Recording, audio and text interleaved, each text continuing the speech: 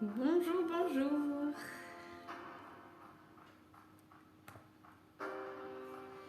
Je me connecte en même temps. Sur Facebook, bienvenue. Hop, terminé. Bienvenue Julie. Je me connecte sur Facebook aussi. Je vous laisse le temps comme ça d'arriver. J'espère que vous allez bien. Faites-moi un coucou quand vous arrivez. Dites-moi si vous entendez bien.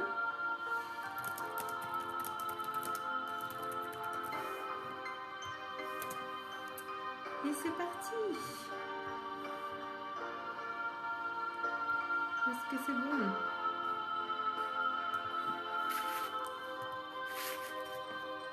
Bonjour Julie. Bienvenue. C'est parti. Alors aujourd'hui,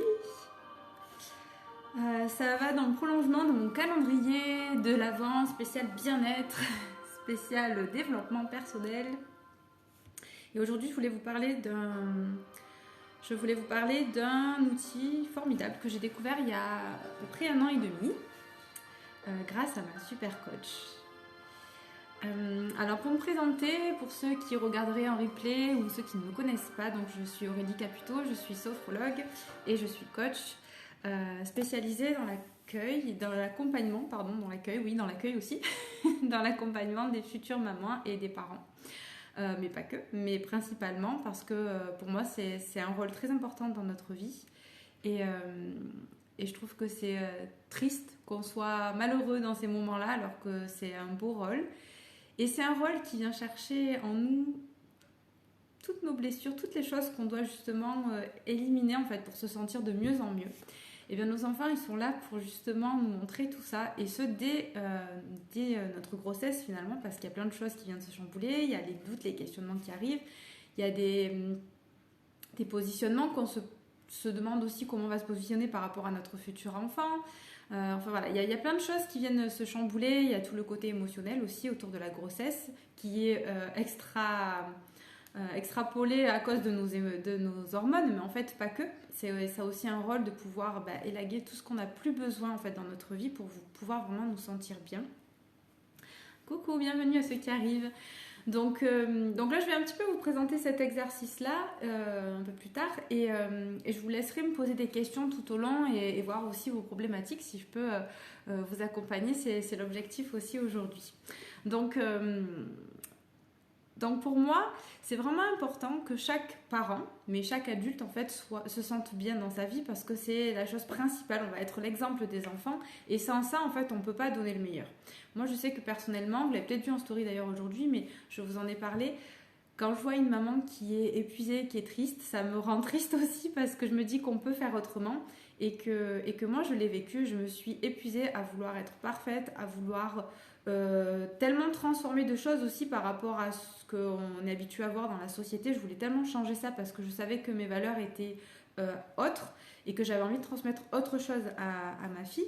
Mais du coup, en fait, j'étais tellement dans le contrôle de tout ça que j'arrivais pas à aller... c'était pas possible parce qu'en fait j'étais épuisée. Ma petite se réveillait très souvent, en plus je l'ai allaitée très longtemps, donc la nuit elle se réveillait pour téter aussi. Bref, j'étais épuisée, c'est vrai. Et c'est pour ça que ce matin, je vous ai partagé d'ailleurs le témoignage là, de cette maman, enfin cet appel au secours de cette maman, parce que je me suis tellement reconnue dans ce qu'elle partageait, dans son épuisement, et le fait le soir de se dire oh j'ai pas été comme j'aurais aimé, enfin voilà. Et en fait, c'est normal, j'ai envie de te dire, parce qu'on veut tellement donner à nos enfants, mais qu'on se donne pas à nous.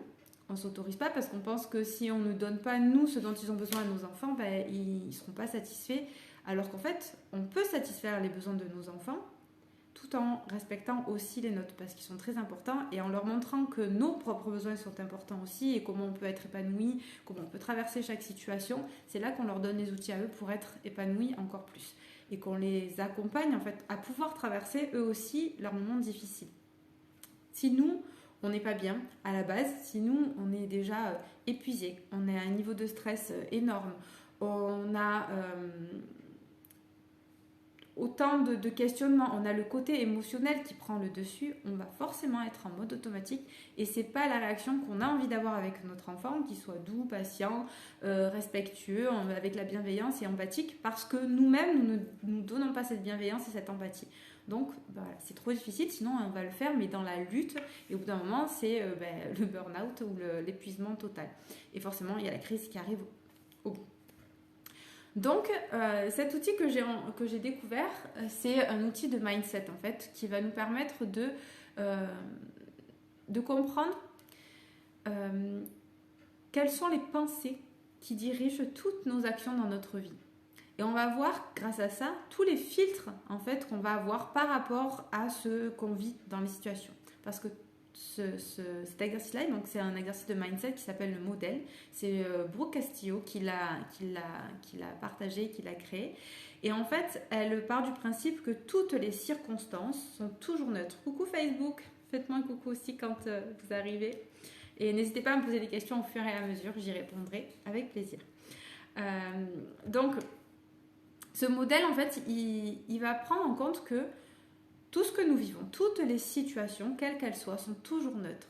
Et ce sont nos pensées qui sont filtrées par nos croyances, nos conditionnements affectifs, nos expériences de vie, nos blessures, etc. qui va faire qu'on va avoir ces pensées-là par rapport à notre circonstance, qui va venir créer un sentiment ou une émotion par rapport à cette situation-là et qui du coup va nous amener à faire certaines actions qui vont forcément amener nos résultats. Et donc, ce qui veut dire que tout ce que nous vivons aujourd'hui dans notre vie, c'est le résultat de nos pensées, quelles qu'elles soient. Et tout le temps, c'est comme ça se vérifie tout le temps. Donc je voulais c'est quelque chose que j'utilise moi, qui m'accompagne chaque jour pour identifier, comprendre, m'aider à comprendre ce qui se passe dans ma vie et dans certaines situations pour pouvoir aussi transformer ce que je ressens. Mais pas ce que je ressens, vous le savez, je vous le dis tout le temps, c'est très important d'abord accueillir ces émotions. D'abord, on accueille l'émotion qu'on vit face à la situation, on se laisse traverser. À chaque fois qu'on vit un moment inconfortable, c'est toujours une merveilleuse occasion de nous en libérer. Donc on fait une pause, on accueille, si on doit pleurer on pleure, si on sent que ça serre, peu importe les sensations qui sont là, on les accueille, on les ressent. Coucou, bienvenue. On les accueille, on les ressent, on se laisse traverser. Et inévitablement, l'apaisement va venir. Ça nous demande de ne rien faire, seulement être observateur de ce qui se passe dans notre corps. Et je vous assure que c'est fantastique. Et je vous accompagne même à le faire avec vos enfants parce que c'est quelque chose de très, très, très utile et très efficace. Voilà. D'ailleurs, pour vous donner un petit exemple, ma fille pleurait tous les matins depuis le début de la rentrée, étant donné qu'elle a passé 3 ans avec moi, 3 ans et demi même avec moi, donc forcément le début, quand je la déposais à l'école, c'était un petit peu compliqué. Ça aurait pu très bien se passer aussi, mais je sais qu'elle avait un problème comme ça à la séparation. Ça éveillait vraiment une émotion chez elle. Et donc, c'est ce que je lui ai appris à faire, à vivre son émotion. Et la fois où elle m'a dit, il y a l'école aujourd'hui, j'ai dit non, il n'y a pas encore école. Et je l'ai amenée à ressentir ce qui se passait dans son corps. Et là, en quelques secondes, elle s'est sentie apaisée. Depuis, elle ne pleure plus le matin quand je la dépose à l'école. Elle y va de bon cœur. Elle me dit toujours maman, un câlin, tout. Mais elle me dit plus je veux plus aller à l'école et c'est plus la crise du tout. Je vous assure, c'est vraiment le changement est fantastique. Voilà. Donc déjà, première chose, c'est toujours d'accueillir les émotions, d'accueillir les sensations qui sont là. Coucou, bienvenue. Et ensuite, ça peut être dans le moment, si on a le temps. Si on n'a pas le temps, ça peut être à d'autres moments. Coucou Facebook aussi. Ça peut être à un autre moment aussi, un peu plus tard. C'est pas grave, c'est ce que je dis aussi à mes clientes.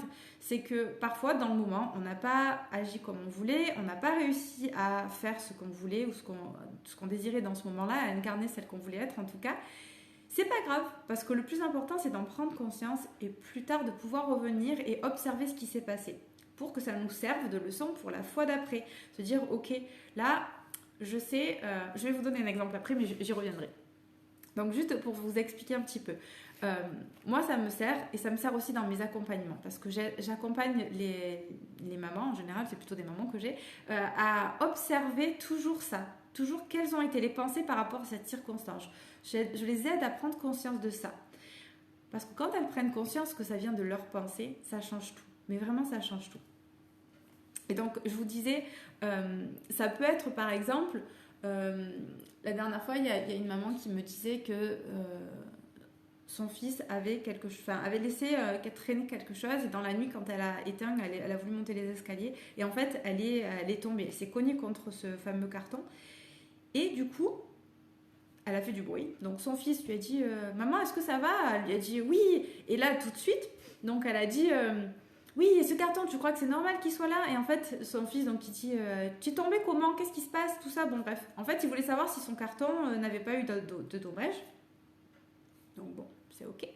Et là, en fait, elle, tout de suite, dans ses pensées, donc c'est neutre qui lui a demandé comment était le carton, s'il n'y avait rien de cassé à l'intérieur. C'est neutre. C'est elle qui a interprété ça comme il s'en fiche de moi, il est égoïste, il pense pas à moi, c'est plus important ses affaires que moi. Ça, ce sont toutes les pensées qu'elle a eues par rapport à cette circonstance-là. Ce qui fait que, à la fin, ils se sont disputés. Parce que du coup, elle lui a répondu en lui disant ça. Lui, il lui a répondu d'autres choses. Bref, le ton est monté et forcément, le résultat, c'est que ça a créé un conflit et ça les éloigne encore plus l'un de l'autre. Or, si, bon là c'est un enfant un peu plus grand, ça peut être le cas avec un conjoint ou voilà, un partenaire, si on revient au départ, la circonstance, donc elle est tombée. Ok, c'est le carton qui l'a fait tomber. Ça aurait pu être autre chose ce jour-là, il n'y aurait peut-être pas eu le carton, mais il y aurait eu autre chose qui l'aurait fait tomber. Si elle se dit, c'est le carton, donc déjà elle est énervée, voilà, il y a ce carton au milieu, donc elle est déjà en colère. D'accord? Elle est déjà en colère. Ce qui fait que dans son action, elle va être déjà tendue et donc la moindre chose, elle va être dans l'agressivité tout de suite. Déjà parce qu'elle a eu peur, je pense, et en plus parce qu'elle a cette colère en elle et qu'elle veut répondre à son fils, en plus, qu'elle a interprété sa phrase comme quelque chose, comme s'il n'avait pas d'intérêt pour elle. Alors que je l'ai amenée à observer finalement, il y a quand même posé en tout premier lieu si elle allait bien. Et quand elle lui a dit qu'elle allait bien, il lui a demandé pour ses affaires. Mais ça, elle était tellement, elle, déjà à la base, avec le fait qu'il y ait ce carton-là, et que c'est ça qu'elle a jugé comme mal, comme elle était déjà là-dedans, en fait, juste ce qu'elle a retenu, c'est qu'il s'est posé la question par rapport au carton, alors qu'elle a oublié qu'il lui avait posé la question de savoir si elle allait bien. Donc en fait, il ne s'affichait pas. Et peut-être même que sa manière de répondre à ça, c'était pour se rassurer aussi par rapport à la culpabilité. Peut-être qu'il avait en se disant « j'ai laissé traîner mon carton, ma mère s'est cognée dessus et c'est un petit peu de ma faute ». Peut-être qu'il se l'est dit ça lui aussi déjà. Et pour mettre de côté son émotion, sa culpabilité, il est passé à autre chose. C'est aussi possible. Donc c'est intéressant de jamais faire de suppositions, de jamais projeter nous ce qu'on pense par rapport à la situation. Donc, je vous refais le topo. Donc, la circonstance est toujours neutre. Les pensées qu'on va avoir par rapport à cette situation vont influencer nos actions, nos émotions, qui vont influencer nos actions et la manière dont on va faire nos actions et donc nos résultats. Donc là, ça se vérifie avec ce que je viens de vous dire. Et moi, j'ai donc, je vous disais, je l'utilise donc dans mes accompagnements, je l'utilise pour moi, personnellement, tout le temps. Et que ce soit avec ma fille, comme avec mon mari, comme avec toutes les circonstances de ma vie qui peuvent être inconfortables, je vais les observer comme ça. Alors je vais vous parler un petit peu, je vais vous donner des exemples pour que ce soit un petit peu plus concret. Déjà par exemple pour une maman qui est épuisée et qui se dit, donc par exemple ça c'était quelque chose que moi je vivais, coucou Christelle, ça c'était quelque chose que moi j'ai vécu, donc de se dire ma fille ne dort pas assez, elle me réveille toutes les nuits, en soi c'est neutre, certes. On va avoir de la fatigue. Mais il y a des personnes finalement qui ont besoin de moins de sommeil que d'autres. Donc, le fait que ma fille ne dorme pas, c'était neutre. Le fait qu'un enfant ne dorme pas, c'est neutre. Parce qu'il y a des personnes qui finalement n'auront pas besoin de tant de sommeil. Même si l'enfant se réveille, ça ne les perturbera pas tant que ça et ils ne seront pas si fatigués que ça. Sauf si on se répète, je vais être fatiguée demain parce que voilà, j'ai pas dormi, elle m'a encore réveillée. Dans les émotions, dans les sentiments, on va se retrouver qu'on va être mal. On va déjà être épuisé, on va être en colère, on va avoir peur pour le lendemain, on va aussi se dire je sais que je ne vais pas être à la hauteur demain, je sais que je vais être épuisée demain, ça va recommencer, je ne serai toujours pas patiente parce que je suis fatiguée. Donc ça, ce sont nos pensées qui font qu'on est dans cette peur-là, dans cet agacement aussi. Et du coup, dans nos résultats, dans nos actions et dans nos résultats, eh ben, c'est qu'on va être agacé, on va être moins patient parce qu'on est déjà énervé à la base par ce qu'on pense.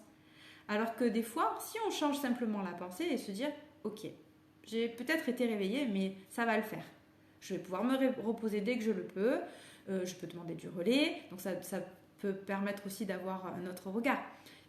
Quoi qu'il en soit, on se dit, voilà, c'est ok, je vais assurer, je vais trouver une solution pour me sentir bien demain. Déjà, tout de suite, dans les émotions, on va se sentir beaucoup plus apaisé. On va avoir plus de joie pour le lendemain que si on reste dans je suis épuisée, ça va être la catastrophe, j'ai été réveillée plein de fois cette nuit et voilà, c'est trop énervant, demain ça va être encore une catastrophe. Coucou Célia. Enfin bref, donc du coup ça va être une catastrophe, mais déjà parce qu'on s'est conditionné à ce que ça le soit. Et dans les résultats, ben, ça l'est, parce qu'on est déjà énervé. Alors que si on change la pensée du début, et en plus je vais même rajouter une autre chose, c'est que quand on est dans cette optique de, en tout cas je vais vous donner mon exemple personnel, hein, c'était le cas, je me disais tellement, elle n'a pas dormi, elle m'a réveillée plein de fois cette nuit, coucou Cindy, elle m'a réveillée donc je vais être épuisée, je vais être énervée et ça m'agaçait. Donc du coup dans mes actions, comme j'étais dans cette peur de manquer de sommeil, je voulais essayer de me reposer dès que je le pouvais, dès qu'elle s'endormait et que j'avais enfin réussi à l'endormir, j'essayais de dormir ou de me reposer avec elle, sauf que je n'y arrivais pas. Et au final, j'étais agacée et je ne faisais rien. Et ça, je trouve que c'est aussi une chose importante à ne pas négliger concernant la fatigue notamment et le manque de sommeil, c'est qu'on a tendance à vouloir tellement aussi se reposer, se fatiguer et de le faire d'une certaine manière qu'on oublie de faire aussi des choses qui nous ressourcent et pas forcément que de se reposer en faisant une sieste ou autre. Ça peut être de faire aussi des choses qui nous ressourcent. Donc lire un livre, faire de la relaxation, je sais pas, faire de la couture, quelque chose qui nous fait plaisir et qui nous sort de nos habitudes aussi auprès du bébé. Et ça, ne serait-ce que d'avoir changé la pensée du début en ne se disant pas je vais être épuisée, mais de se dire ok, je vais assurer, je vais trouver une solution pour être reposée demain, il n'y a aucun souci. Déjà, on est apaisé, on est un peu plus en joie de notre journée qui va arriver le lendemain. Et dans les actions, peut-être qu'on va demander du relais aussi. On va se dire, ok, hier soir, j'ai pas trop dormi, je vais peut-être demander à maman si elle peut bien garder sa petite fille, ou à son papa, s'il est présent le soir, de pouvoir prendre le relais, le temps de faire une petite sieste ou de faire quelque chose qui nous fait plaisir. Parce qu'après, c'est un cercle vicieux, parce que ça va être un épuisement aussi seulement mental, parce qu'on fait plus des choses qui nous font plaisir. Et on se coupe de notre plaisir. Et donc, le plaisir, c'est quand même la joie de vivre, c'est quand même la vitalité aussi. Donc, si on n'a plus de plaisir, on n'a plus cette vitalité. Et donc, c'est un cercle vraiment vicieux. C'est quoi le but du live? Je viens d'arriver. Ah, coucou. En fait, je vous partage un outil que moi j'utilise, donc un outil sur le mindset qui permet d'identifier les pensées et donc les croyances limitantes qu'on a face à toutes les circonstances. Et je vais redire le processus qui nous permet justement après de les transposer. Donc là, je donnais cet exemple-là que le fait d'un enfant, par exemple, nous réveille régulièrement, nos pensées, en se disant je suis épuisée, donc comme je le disais, ça va influencer jusqu'au moment où on va se sentir épuisé facilement. C'est facile de s'oublier quand on devient maman. Oui. Et après, j'aime pas trop dire s'oublier non plus parce que c'est comme si considérer que répondre aux besoins de nos enfants, être là pour nos enfants, c'est s'oublier. C'est pas forcément le cas. C'est juste qu'on n'arrive pas forcément à concilier. Mais ça veut pas dire non plus s'oublier. Mais effectivement, on peut oublier mettre trop souvent, en tout cas, décaler nos besoins parce qu'on se dit que nos enfants, eux, ils ne peuvent pas les décaler. En tout cas, moi, je parle personnel, mais je sais qu'il y a beaucoup de mamans qui sont dans ce cas aussi. Pour celles que j'accompagne, en tout cas, c'est souvent le cas. C'est qu'on veut leur répondre à leurs besoins, on veut être là pour eux. Et nous, on se dit, les nôtres, on peut les décaler parce que nous, on est adultes et on pourra les faire plus tard. Sauf que le plus tard, il n'arrive jamais. Et c'est là aussi où nos pensées, encore une fois, vont avoir ce résultat-là. Donc, si je reviens dans cet exemple, on peut changer cette pensée-là. D'ailleurs, cette pensée dont tu parles, là, c'est facile de s'oublier quand on devient maman. C'est aussi une croyance limitante. On peut le changer. On peut se dire, parce que quand on fait ça, on peut être dans la frustration. Par exemple, en se disant, d'être maman, en fait, on ne peut pas prendre soin de soi tout le temps. Donc, on est dans la frustration. Donc, dans les actions, on va faire les choses avec nos enfants. Notamment, je reviens sur l'exemple du sommeil. Moi, je me disais, si elle ne dort pas assez, j'avais peur. Si elle dort pas assez, elle va manquer de sommeil, elle va avoir la dette du sommeil. Donc j'étais dans ça, ce qui faisait que j'avais peur. Donc j'insistais pour qu'elle s'endorme quand je voyais qu'elle commençait à être fatiguée. Et du coup, elle le sentait parce que je le faisais avec cette énergie de peur. Donc, c'était un combat, une lutte entre les deux parce qu'elle sentait, elle ne pouvait pas lâcher prise puisqu'elle sentait que moi j'étais tendue. Donc le résultat, c'est qu'elle ne dormait pas et ça venait à ma pensée, elle va manquer de sommeil, etc., etc. Alors que si je changeais en me disant, ok, je fais confiance à ma fille, elle va réussir à s'endormir quand elle sentira vraiment que c'est le bon moment. En plus, je la portais tout le temps et c'est ce que je faisais en général quand j'avais conscience de cet engrenage dans lequel j'étais, j'arrivais à changer ça et à me dire, bon ok, de toute manière, je la mets dans le porte-bébé, je vais faire mon ménage, elle s'endormira quand elle sentira le besoin. Et au final, en général, elle s'endormait. En plus, avec le bruit de l'aspirateur, c'était génial. Et du coup, mais comme j'étais dans le lâcher-prise total, j'étais apaisée parce que je me disais, ben, je fais ce que j'ai à faire. Parce que souvent, en plus, il y a le côté, ils vont manquer de sommeil, mais aussi, je vais pas avoir le temps de faire ce que j'ai à faire. Donc du coup, quand on est dans le lâcher-prise, je fais ce que j'ai à faire, ma fille ne me sent pas tendue. Et donc, elle s'endormait. Et résultat, tout le monde était content. Donc, la simple pensée que j'ai pu changer avant et qui m'a amené au lâcher-prise, elle m'a amené à un résultat totalement différent. Oui, c'est plus juste, tu as raison, mais oui, tellement. La frustration, je crois que c'est énorme. Et en fait, c'est tout plein de petites phrases comme ça qu'on se répète très souvent et qui viennent en fait créer notre réalité aujourd'hui et qui nous font qu'on se sent mal. Coucou Claire. Et donc ça, c'était dans un exemple vraiment personnel. Donc, nous, comment on peut changer notre vision des choses pour nous sentir déjà bien et mettre en place aussi d'autres fonctionnements. Demander de l'aide, demander du repos, prendre du repos, le faire avec nos enfants, parce qu'on peut aussi s'accorder ces moments avec les enfants. On n'est pas obligé toujours de se séparer, même si ça fait du bien. Et si on en a besoin et envie, c'est OK aussi. Mais voilà, c'est pareil, ça c'est une croyance limitante de se dire qu'il faut absolument être sans nos enfants pour pouvoir se reposer, se ressourcer, faire quelque chose qu'on aime. Parce qu'il y a d'autres moyens de le faire aussi. Voilà, ça peut être le portage, ça peut être plein de choses. Quand ils sont plus grands, des fois ils jouent à côté facilement. On peut les mettre avec nous à faire l'activité qui nous ressource. Bref, il y a plein de choses faciles à faire du moment où on change et qu'on choisit la bonne pensée. Ensuite, il y a une autre manière dans laquelle j'utilise cet outil-là et qui m'aide beaucoup aussi et qui aide énormément mes clientes en général, c'est dans les actions de leurs enfants. Ça permet de changer. Vous savez que je vous parle beaucoup du regard sur l'enfant, de ses actions, la manière de lui parler, etc. Et quand on change nos pensées par rapport aux actions des enfants, ça change tout. Donc, je sais pas si vous avez des exemples d'ailleurs des enfants. Je crois que j'avais pensé à un exemple du style, je sais pas, votre enfant étale plein de choses par terre. On peut avoir plein de pensées par rapport à ça. D'ailleurs, si vous voulez me dire un petit peu, vous, ce qui vous viendrait au moment où votre enfant vous étale de la compote ou du dentifrice ou j'en sais rien par terre, alors que vous venez de faire le ménage, par exemple, c'est très sympa. Là, la circonstance est neutre. Il y a de la compote par terre, il y a du dentifrice par terre. Bon, voilà, c'est sale, c'est neutre. Ok. Là, c'est vos pensées qui vont arriver en disant « Voilà, je viens de finir le ménage et personne ne me respecte dans cette maison de toute manière. Et elle est encore tout pourri, ou il est insupportable et j'en ai marre. » Toutes ces choses font qu'on va ressentir donc une émotion, on va être agacé, on va être en colère parce qu'on ne se sent pas respecté, on va être frustré parce qu'on n'a pas pu profiter de notre maison toute propre. Quand la fille dessine sur le canapé, par exemple. Moi, c'était une banane écrasée un matin. Et en plus, ma fille est fabuleuse parce qu'en général...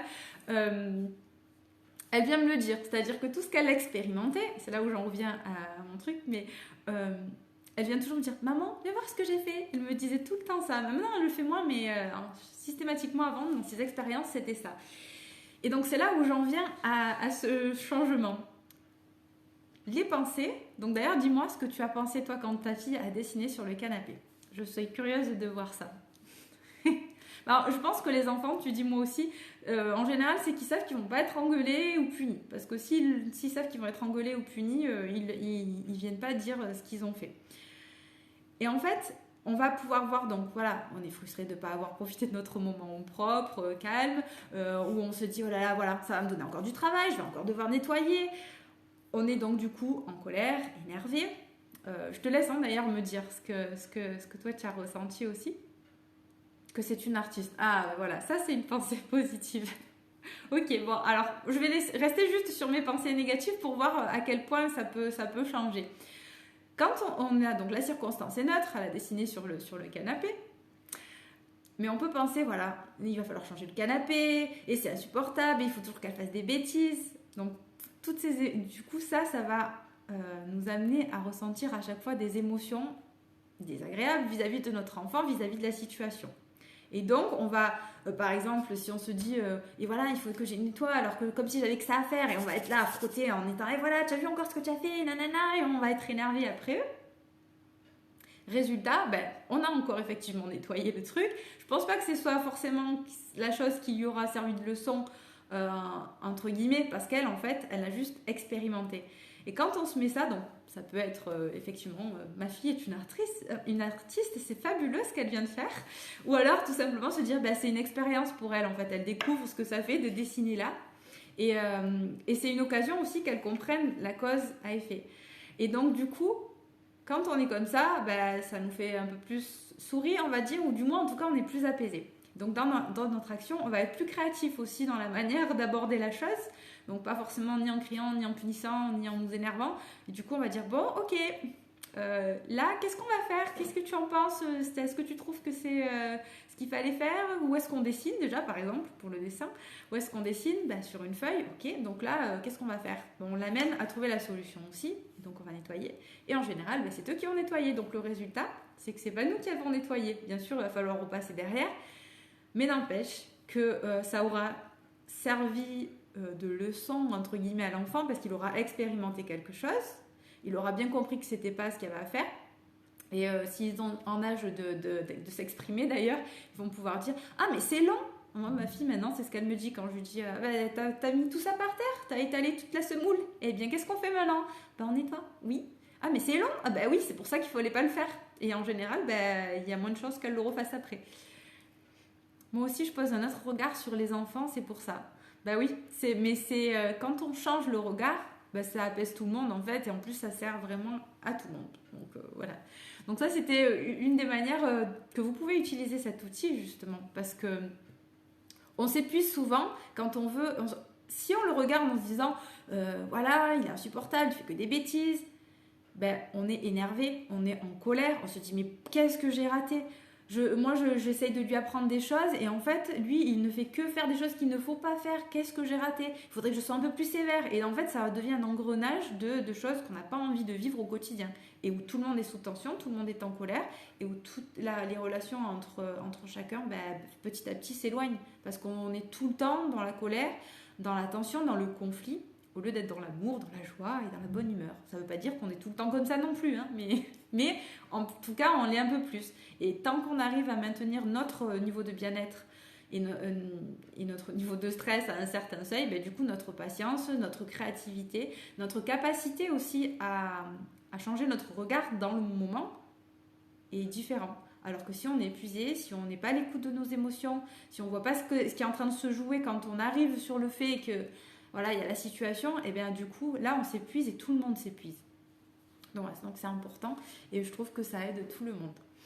Et ensuite, il y a aussi avec les conjoints, avec d'autres adultes aussi, mais bon, là, je voulais parler parce que souvent, en plus, en ce moment, particulièrement, on pose souvent des questions sur les conjoints et sur ce côté relationnel. D'ailleurs, je vous avais fait un audio, je ne sais pas si vous l'avez entendu, un podcast sur la communication bienveillante, qui change aussi la manière d'exprimer les choses et qui vient bien en lien, je trouve, avec cet exercice du modèle parce que une fois qu'on a identifié la situation qui était avec nos filtres à nous, on peut revenir à nos émotions, faire notre demande clairement pour être entendu.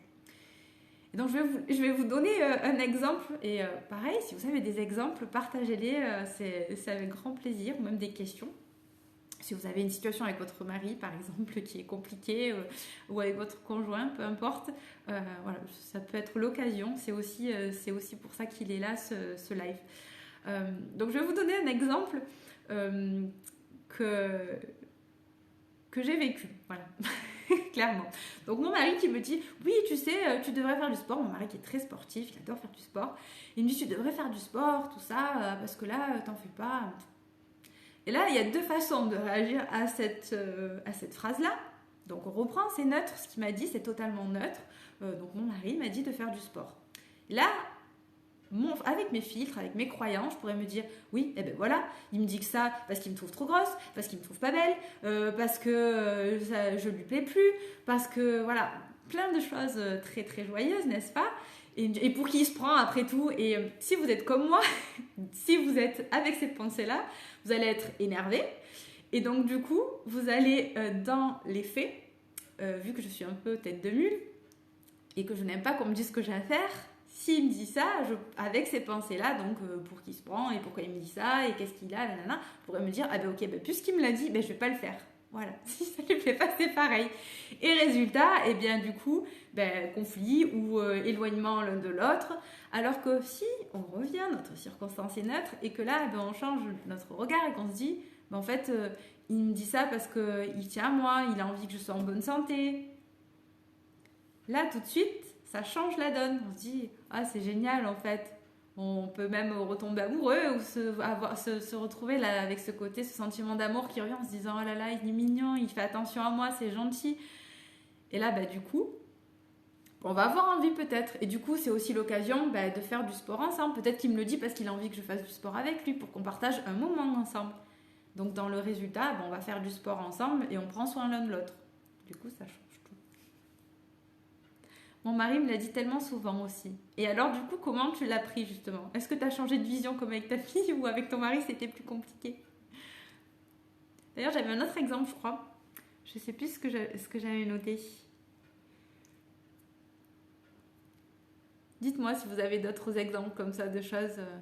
Il me semble que j'avais noté un autre exemple, mais je me souviens plus ce que c'était. Oui, par exemple, quand on veut parler, qu'on veut demander quelque chose à notre mari, à notre conjoint, et qu'on se dit, oh, de toute manière, ça sert à rien. Voilà, je veux parler, donc la circonstance qui est neutre, c'est je veux parler à mon conjoint, je veux lui dire telle chose, je veux lui demander telle chose, peut-être de prendre plus de temps pour moi et qu'il prenne le relais tel jour, par exemple, en se mettant d'accord. Je vais devoir lui parler. Et là, les pensées, c'est ça sert à rien, de toute manière, il n'écoute jamais. Donc pareil, quelle émotion on ressent? On est frustré. Du coup, dans les actions ou inaction, soit on va pas lui parler, soit on va le faire, mais en mode de toute manière, voilà, tel jour, j'ai décidé que tu allais garder le petit. Non. Donc le résultat, c'est que généralement, comme on va être dans l'accusation, dans le oui, toi, tu prends toujours tes affaires, tu prends ton temps pour toi, et puis moi, j'ai pas le temps. Donc du coup, forcément, il va pas écouter. Ou en tout cas, il l'aura pas entendu. Et puis comme ça sera fait ou sous forme d'ordre ou d'agressivité, et du coup, l'autre ne va pas écouter ce qu'on a à lui dire.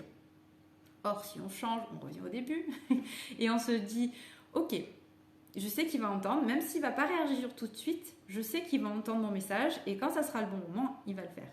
Du coup, nous déjà, on se sent apaisé, on se sent confiante et on se dit, ok, il va entendre et ça va changer les choses. Résultat, on va lui dire, parce qu'aussi dans l'autre option, on ne va pas lui dire.